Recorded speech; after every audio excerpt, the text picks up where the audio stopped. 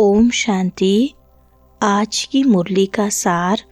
मीठे बच्चे, बाप आए हैं तुम्हें रावण राज्य से लिबरेट कर सद्गति देने, नरकवासियों को स्वर्गवासी बनाने। प्रश्न है, बाप ने तुम भारतवासी बच्चों को कौन कौन सी स्मृति दिलाई है? उत्तर है, हे भारतवासी बच्चे, तुम स्वर्गवासी थे। आज से 5000 वर्ष पहले भारत स्वर्ग था।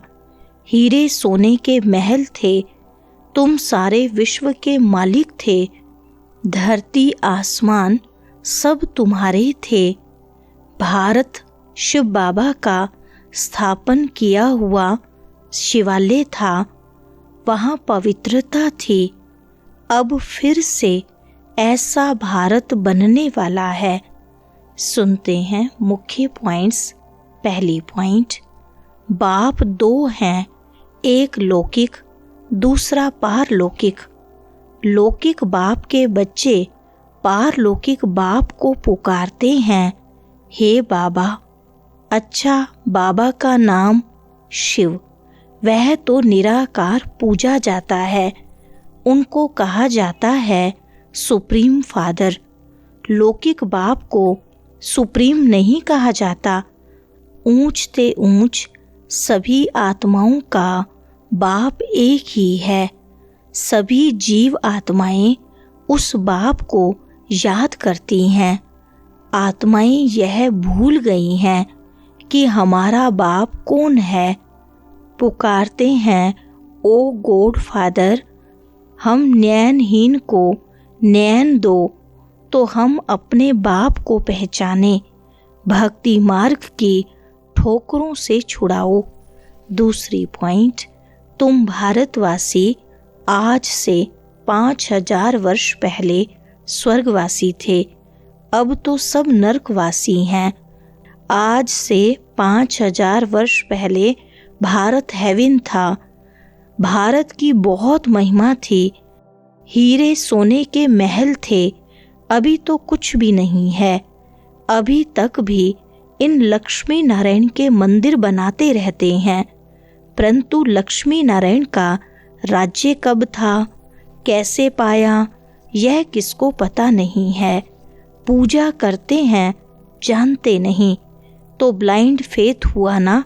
शिव की, लक्ष्मी नारायण की पूजा करते हैं, बायोग्राफी को भी नहीं जानते।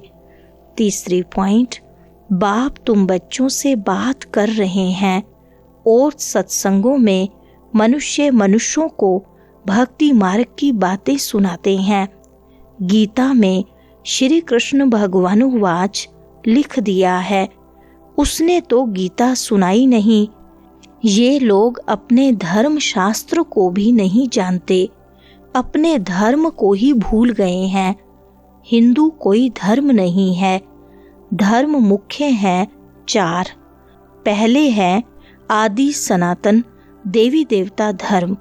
सूर्यवंशी और चंद्रवंशी दोनों को मिलाकर कहा जाता है देवी देवता धर्म, डिटिज्म। चौथी पॉइंट, भक्ति मार्ग है ही नीचे उतरने का। अभी है घोर अंधियारी रात। शिव जयंती और शिवरात्रि दोनों अक्षर आते हैं। शिव बाबा कब आते हैं? जब रात्रि होती है। भारतवासी घोर अंधियारे में आ जाते हैं, तब बाप आते हैं। गुड़ियों की पूजा करते रहते हैं। एक की भी बायोग्राफी नहीं जानते। यह भक्ति मार्ग के शास्त्र भी बनने ही हैं। यह ड्रामा सृष्टि चक्र को भी समझना है। शास्त्रों में यह नॉलेज नहीं है। वह है भक्ति का ज्ञान, फिलोसफी। वह कोई सद्गति मार्ग का ज्ञान नहीं है। बाप कहते हैं, मैं आकर तुमको ब्रह्मा द्वारा यथार्थ ज्ञान सुनाता हूँ। 5वें पॉइंट, तुम बच्चों को आज से 5000 वर्ष पहले बहुत साहूकार बनाया था। इतना धन दिया, फिर तुमने वह कहाँ गवाया? तुम कितने साहूकार थे। भारत ही सबसे ऊंच ते ऊंच खंड है, सभी का वास्तव में यह तीर्थ है, क्योंकि पतित पावन बाप का जन्म स्थान है। जो भी धर्म वाले हैं सभी की बाप आकर सद्गति करते हैं। अभी रावण का राज्य सारी सृष्टि में है, सिर्फ लंका में नहीं था। सभी में 5 विकार प्रवेश हैं। छठी पॉइंट, बाप कहते हैं तुम कितने साहूकार थे, तुम्हारे जैसा सुख किसको भी मिल नहीं सकता। तुम सारे विश्व के मालिक थे, धरती आसमान सब तुम्हारे थे। बाप स्मृति दिलाते हैं, भारत शिव बाबा का स्थापन किया हुआ शिवालय था, वहाँ पवित्रता थी। उस नई दुनिया में देवी देवताएं राज्य करते थे।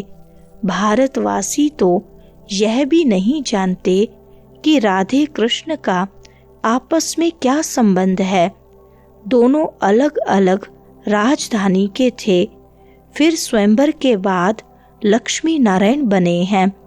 यह ज्ञान कोई मनुष्य में नहीं है। 7वीं पॉइंट, अब बाप कहते हैं आत्म अभिमानी बनो, मुझ अपने परम पिता परमात्मा शिव को याद करो। याद से ही सतो प्रधान बनेंगे। तुम यहाँ आते ही हो मनुष्य से देवता अथवा पतित से पावन बनने। अभी यह है रावण राज्य। भक्ति मार्ग में रावण राज्य शुरू होता है। रावण ने कोई एक सीता को नहीं चुराया है। तुम सब भक्ति करने वाले रावण के चंबे में हो। सारी सृष्टि 5 विकारों रूपी रावण की कैद में है। सभी शोक वाटिका में दुखी हैं।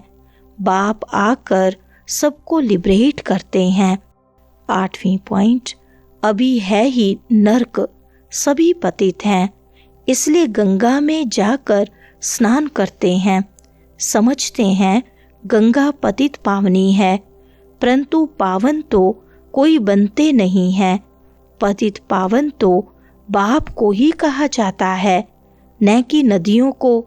यह सब है भक्ति मार्ग। बाप कहते हैं अपने को आत्मा समझ मुझ बाप को याद करो तो तुम पावन बनेंगे। कोई भी देहधारी को याद नहीं करो। अभी यह है मृत्यु लोक का अंत।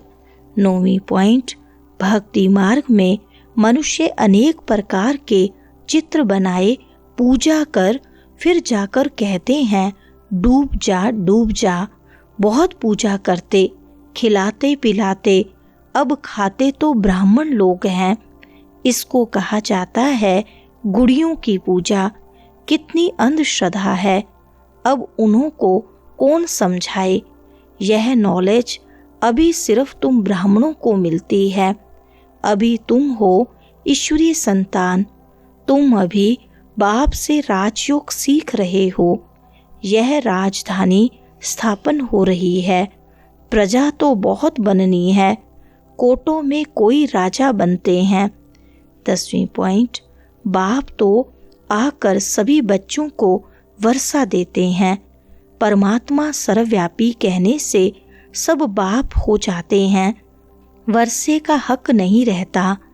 एक भगवान को ढूंढने के लिए कितने धक्के खाते हैं। अभी तुम धक्के नहीं खाएंगे। यह है पतित पावन गॉड फादरली यूनिवर्सिटी। तुम्हारी आत्मा पढ़ती है। साधु संत फिर कह देते हैं आत्मा निर्लेप है।